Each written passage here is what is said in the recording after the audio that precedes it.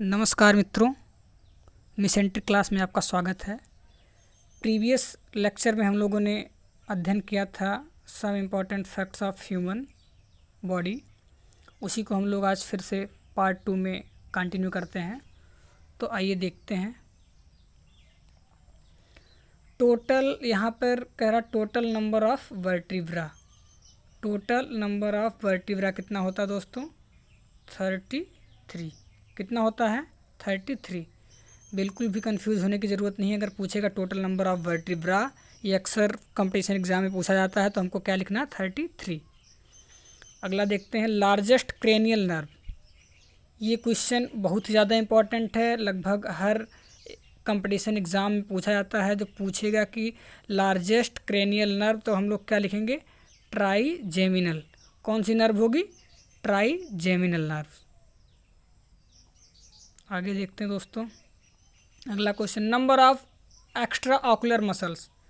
तो जब बात करेगा number of extra ocular muscles की, तो कितनी होती हैं? ये होती हैं 6 होती हैं। चलिए आगे देखते हैं, voice box of the body.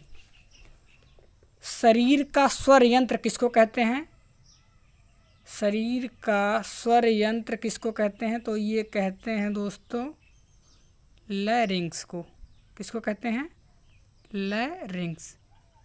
इसी को वॉइस बॉक्स किसको कहते हैं? Voice box of the body पूछेगा तो हम क्या लिख देंगे? लैरिंग्स। बिल्कुल भी कंफ्यूज होने की ज़रूरत नहीं है। पूछेगा voice box of the body, तो तुरंत हम लोग क्या लिख देंगे? लैरिंग्स। चलिए आगे देखते हैं, अब wind pipe of the body की बात करता हूँ। Wind pipe of the body किसको कहते हैं? ये कहते हैं हम लोग किसको? ट्रैकिया को। किसको कहते हैं? Trachea. Wind pipe of the body पूछेगा तो हम लोग लिखेंगे ट्रैकिया, और voice box of the body लिखेगा तो हम लोग क्या कहेंगे? लैरिंग्स। इसमें दोनों में कंफ्यूज होने की ज़रूरत नहीं है, टर्म्स की क्लियरिटी होना बहुत ज़रूरी है मित्रों। आगे देखते हैं, most prominent cartilage of the larynx. क्या कह रहा है? Most prominent cartilage of the larynx. ये किसको कहते हैं? कौन सा होता है ये? थायराइड। कौन सा होता है? थायराइड।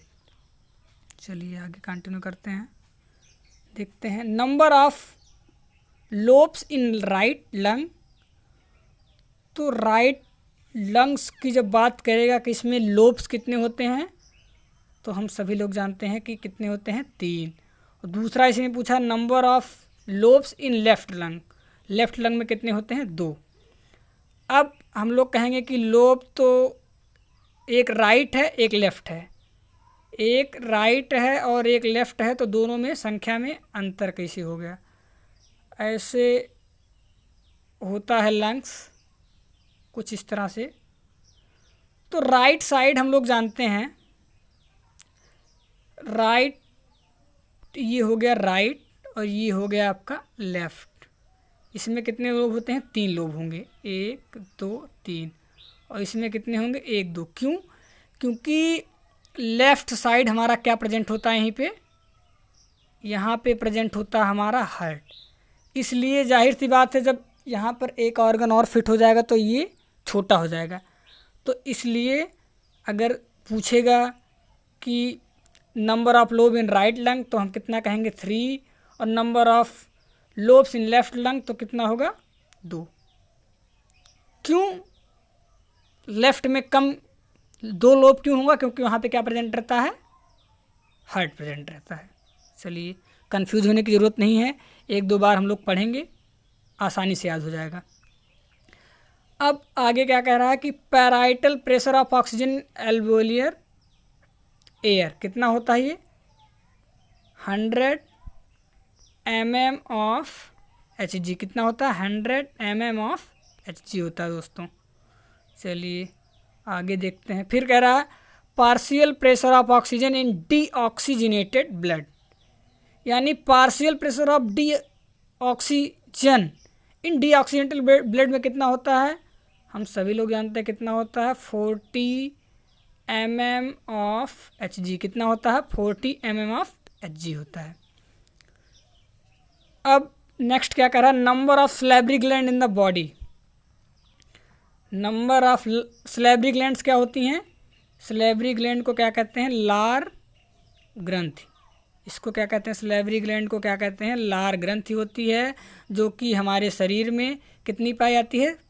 3 पेयर। कितनी? 3 पेयर्स पाई जाती है। यानी ये कुल मिला के संख्या में कितनी होती हैं? 6 होती हैं। तो अगर पूछेगा कि number of salivary gland in the body, कि लार ग्रंथ की जो होती है संख्या हमारे कितनी होती है पूरे शरीर में, तो हम लिखेंगे क्या? 3 पेयर्स। यानी कितनी होगी टोटल? पेयर्स में रहेगा तो, और वैसे नंबर में अगर लिखना होगा तो कितनी हो जाएंगी? 6 हो जाएंगी।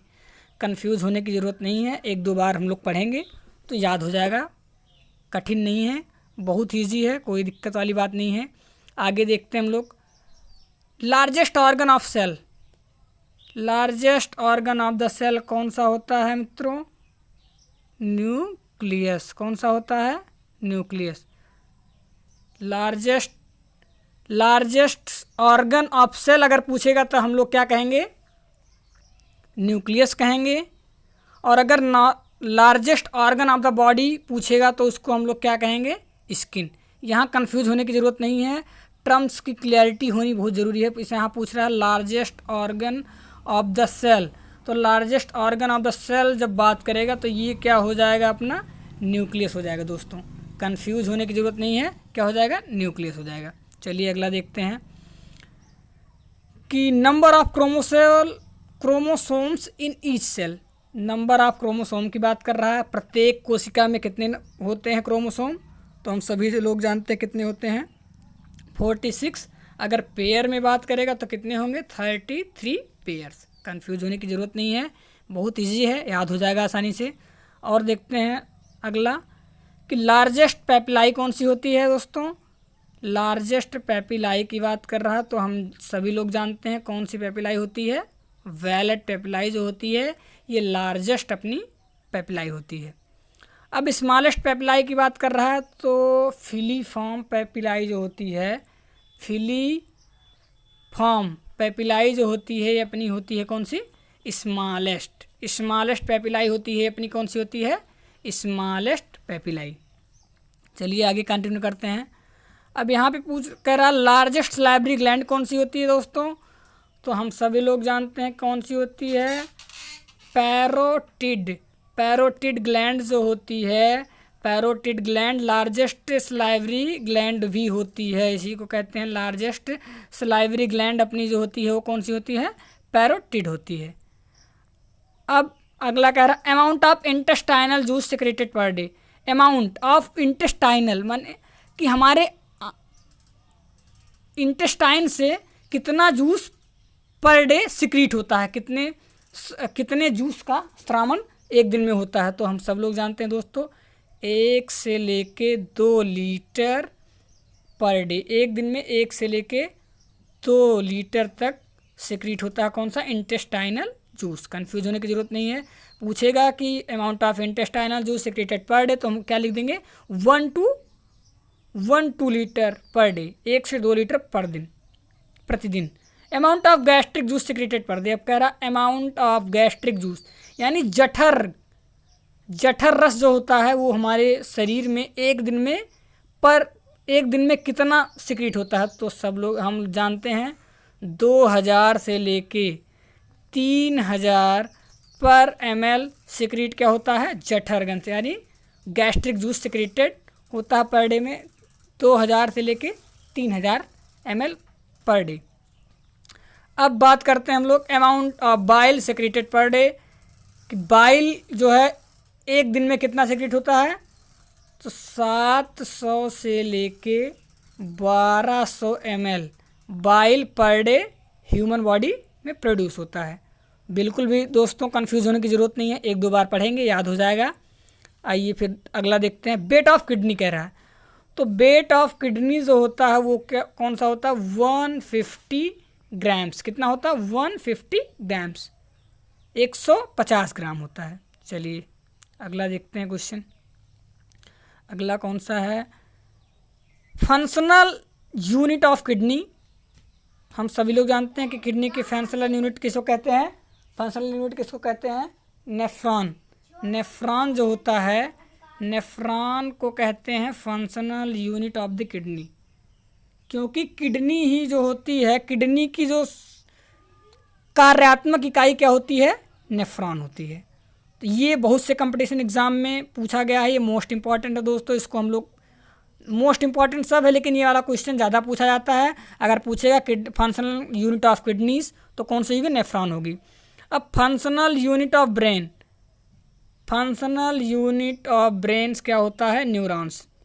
कौन सा होता है, न्यूरॉन्स, क्योंकि न्यूरॉन्स के द्वारा ही इम्पल्सेस को ले जाया जाता है। तो फंक्शनल जो दिमाग मस्तिष्क का जो कार्यात्मक इकाई होती है उसको न्यूरॉन्स कहते हैं, मस्तिष्क की कार्यात्मक इकाई को न्यूरॉन कहते हैं, और किडनी की कार्यात्मक इकाई को क्या कहते हैं, नेफ्रॉन कहते हैं। दोनों की टर्म से क्लैरिटी होना दोस्तों बहुत ज़रूरी है। नेफ्रॉन और न्यूरॉन में कन्फ्यूज़न है थोड़ा सा, लेकिन तो इसको आपको कन्फ्यूज़ नहीं होना है, क्लियर करते हुए, डाउट को क्लियर करते हुए चलना है। टर्म्स की क्लैरिटी इसमें होना बहुत ही ज़्यादा आवश्यक है। चलिए, कुछ बार ज़्यादा कठिन नहीं है, एक दो बार हम लोग पढ़ेंगे तो इजी है, याद हो जाएगा। अब percentage of water in urine पूछ रहा है कि यूरिन में परसेंटेज ऑफ वाटर कितना होता है। तो हम लोग जानते हैं 96% क्या होता है यूरिन में अपना, वाटर होता है। 96% अपना क्या होता है, यूरिन में 96% होता है अपना वाटर होता है। बाकी क्या होता है, 4% में अदर सब्सटेंसेस होते हैं। चलिए, कंफ्यूज होने की ज़रूरत नहीं है। अब अगला कह रहा है कि पीएच ऑफ यूरिन, यानी यूरिन का जो पीएच मान होता है, पावर ऑफ हाइड्रोजन, वो कितना होता है। तो हम जानते हैं कितना होता है, 6.8। इसको बिल्कुल हमको याद करना है, कितना होता है, 6.8 होता है यूरिन का पीएच होता है। चलिए नेक्स्ट देखते हैं, रिजर्वायर ऑफ यूरिन। यूरिन का जो रिजर्वायर होता है वो कौन सा होता है, कौन सा होता है दोस्तों, यूरेनरी ब्लैडर। कौन सा होता है, यूरेनरी ब्लैडर। कौन सा होता है, reservoir of urine, urinary bladder. चलिए नेक्स्ट देखते हैं, largest organ of the body. आपको मैंने पहले भी कहा था कि अगर जो लार्जेस्ट ऑर्गन ऑफ सेल पूछेगा तो क्या लिख देंगे हम, न्यूक्लियस। और यहाँ पे क्या कह रहा है कि largest organ of the body, तो largest organ of the body की अगर जो बात करेगा तो हम लोग क्या लिखेंगे, स्किन। और लार्जेस्ट ऑर्गन ऑफ सेल की बात करेगा तो क्या लिखेंगे, न्यूक्लियस। इन दोनों टर्म्स की क्लैरिटी होनी बहुत ज़रूरी है, हमको कंफ्यूज नहीं होना है। हमको क्या लिखना है, स्किन लिखना है, स्किन लिखना है हमको। चलिए आगे देखते हैं। अब कह रहा है कि largest type of immunoglobulin. Immunoglobulin जो होता है हम सभी लोग जानते हैं 5 प्रकार का होता है, जिसको हम लोग किससे याद करते हैं, GAMED। इसको कहते हैं gamed, IgA, IgGMIgE, immunoglobulin G, immunoglobulin A, immunoglobulin M, immunoglobulin E, immunoglobulin D। तो यहाँ पे सबसे क्या कह रहा है, तो 5 प्रकार के इम्यूनोग्लोबिन होते हैं। तो लार्जेस्ट टाइप ऑफ होता है, लार्जेस्ट टाइप ऑफ इम्यूनोग्लोबिन कौन सा होता है, IgG। इम्यूनोग्लोबिन G जो होता है ये लार्जेस्ट टाइप ऑफ इम्यूनोग्लोबिन होता है। चलिए, कंफ्यूज होने की ज़रूरत नहीं है। Most common type of immunoglobulin क्या होता है, मोस्ट जो कॉमन टाइप होता है ये भी क्या होता है, IgG। अगर लार्जेस्ट टाइप ऑफ इम्यूनोग्लोबिन की बात करेगा तब भी IgG, और most common type of immunoglobulin की बात करेगा तब भी क्या होगा, IgG, इम्यूनोग्लोबिन G। कंफ्यूज नहीं होना है, दोनों में ही लिखना है। चलिए आगे देखते हैं। अब कह रहा है कि only movable bone of the skull, यानी स्कल का केवल जो गति करने वाला जो बोन है, अपना हड्डी है, वो कौन सा है। तो हम सब लोग जानते हैं कौन सा होता है, मैंडिबल। कौन सा, मैंडिबल होता है। मैंडिबल अपने हमारे जबड़े के पास होता है। चलिए आगे देखते हैं। फिर कह रहा कि लोअर जा बोन कौन सी होती है, तो लोअर जा बोन जो होती है वो भी क्या होती है, अपनी मैंडिबल भी होती है। चाहे पूछेगा कि only movable bone on the of the skull कौन सा होगा, वो भी मैंडिबल होगा। और अगर पूछेगा कि लोअर जा बोन कौन सी होती है तो वो भी क्या होगा, मैंडिबल ही होगा। तो इसको हमको याद करने की ज़रूरत है दोस्तों, एक ही साथ दो याद होते जा रहा है, ध्यान से एकदम देखेंगे 1-2 बार तो याद हो जाएगा। अब पूछ रहा है स्मॉलेस्ट वर्टिब्रा, स्मॉलेस्ट वर्टिब्रा, तो स्मॉलेस्ट वर्टिब्रा कौन सी होती है? स्मॉलेस्ट वर्टिब्रा कौन सी होती है? सर्वाइकल। सर्वाइकल वर्टिब्रा जो होती है वो कौन सी होती है अपनी? सर्वाइकल वर्टिब्रा जो होती है स्मॉलेस्ट वर्टिब्रा होती है। और एक क्वेश्चन देखते हैं, बीच में छूट गया था, कि अपर जा बोन कौन सी होती है? अपर जा यानी ऊपरी जबड़े की जो बोन होती है उसको क्या कहते हैं? मैक्सिला। मैग्जिला उसको कहते हैं मैग्जिला। मैग्जिला जो होती है अपर जा की बोन होती है, मैग्जिला। चलिए आगे देखते हैं कि लार्जेस्ट वर्टिब्रा कौन सा होता है? लार्जेस्ट वर्टिब्रा होता है अपना लंबर। लंबर होता है जो अपना लार्जेस्ट वर्टिब्रा है। स्मॉलेस्ट वर्टिब्रा की बात करेंगे तो कौन सा हो जाएगा? सर्वाइकल वर्टिब्रा जो है ये स्मॉलेस्ट है और लंबर वर्टिब्रा जो है अपना लॉन्गेस्ट है। कंफ्यूज नहीं होना दोस्तों, बिल्कुल एक दो बार हम लोग पढ़ेंगे याद हो जाएगा। अब collar bone of the body, collar bone किसको कहते हैं? सभी लोग जानते होंगे। क्लैविकल बोन जो होती है, क्लैविकल बोन को हम लोग कॉलर बोन कहते हैं।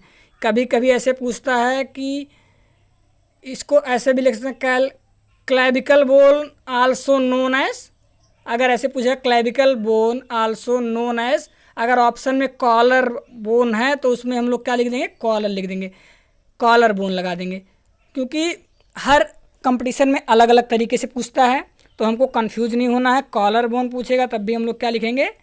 क्लैविकल बोन जो होती है अपनी कॉलर बोन होती है, अपने कंधे के पास होती है, दोनों कंधे के पास। चलिए अगला देखते हैं, heaviest bone of the body कौन सी होती है? Heaviest bone of the body की बात कर रहा है ये, तो heaviest bone of the body कौन सी होती है अपनी? फीमर। प्रीवियस में हम लोग देखे थे लार्जेस्ट एंड स्ट्रॉन्गेस्ट बोन कौन सी थी? अपनी फीमर। प्रीवियस लेक्चर में हम लोगों ने डिस्कस किया था, पहला ही क्वेश्चन था कि largest and strongest bone of the body कौन सी थी? फीमर थी। और आज फिर यहाँ पे पूछा है कि heaviest bone of the body की बात कर रहा, तब भी हम लोग क्या लिखेंगे? फीमर ही लिखेंगे। चलिए कंफ्यूज नहीं होना है, एक दो बार पढ़ेंगे तो आसानी से याद हो जाएगा। अब पूछ रहा है कि नी कैप यानी घुटने का जो ढक्कन होता है वो कौन सा होता है? घुटने का जो ढक्कन होता है वो कौन सा होता है? उसको कहते हैं पटेला। कौन सा? पटेला जो होता है वो नी कैप होता है। नी कैप कौन सा होता है? पटेला। कौन सा होता है दोस्तों? पटेला होता है, कंफ्यूज नहीं होने की ज़रूरत है। अब इसमें पूछ रहा है और आगे कि most mobile type of joint कौन सा होता है? Ball and socket joint. Ball and socket joint जो होता है अपना ये मोस्ट मोबाइल, मतलब इसमें बहुत ज़्यादा गति होती है। अब least stable type of joint कौन सा होता है? ये दोनों। अगर कहेगा most mobile type of joint तब भी क्या हम लोग लिखेंगे? Ball and socket joint, ball and socket joint. और अगर पूछेगा कि least stable type of joint कौन सा होता है तो लिखेंगे ball and socket joint. Largest joint of the body कौन सा होता है? नी होता है। कौन सा होता है? नी जॉइंट जो होता है वो होता है largest joint of the body होता है।